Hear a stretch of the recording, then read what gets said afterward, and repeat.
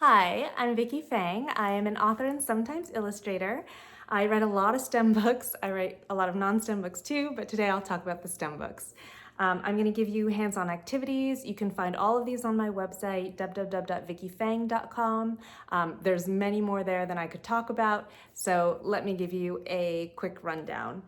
The first books that I'm going to talk about are the Layla and the Bot series.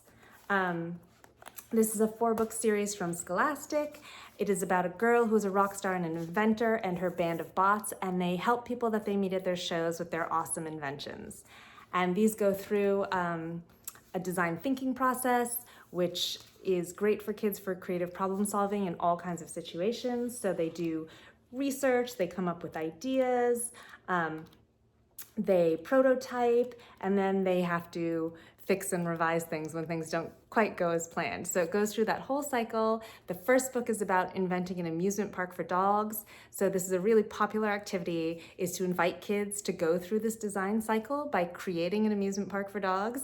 Some people have done it as drawings, some people have done it as physical modeling. So that's a really fun one.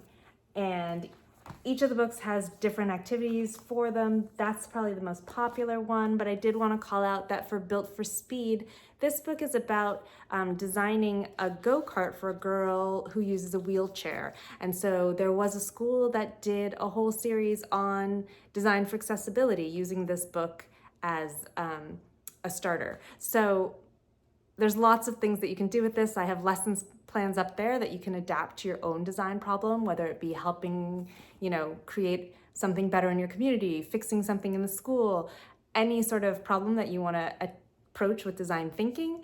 These are great books for that. Okay, the next book I'm going to talk about, which is also quite popular for activities with teachers, is Invent-A-Pet. This is about a girl who discovers a fantastic machine that creates fantastic animals, and she has to figure out the formula for her perfect pet. And so as you read this book, kids will start to try and figure out the formula, and there's an activity sheet on my site that invites them to come up with their own Invent-A-Pet. So they get to come up with the formula, figure out what inputs will lead to what outputs, and create their own pet. So this one's really fun. And people have also done that as drawing or physical models to create their fantastic animals. And then the last one I want to talk about is Alphabot. This is my newest book. This is from MIT Kids Press.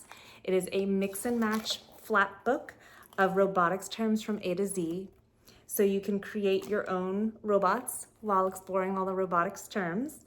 And then in the back, it talks about what makes a robot a robot. Why is a robot different from any machine? What makes it a robot? So this is a really fun one because kids love playing with all the flaps. You can make 729 different robots. And then I do have an activity sheet that talks about this idea of a robot and invites kids to design their own and think about, well, how would this robot behave? So if I sense this, then I do what? And so it has that sort of coding logic in it, the robotics parts, and the creative STEM thinking. So check that out. Those are my books. I do school visits, and I've just revamped my offerings. My visits are designed to inspire kids in creative problem solving and to get them excited about STEM and creativity. I talk about my background as a product designer at Google and how that ties into how I write stories.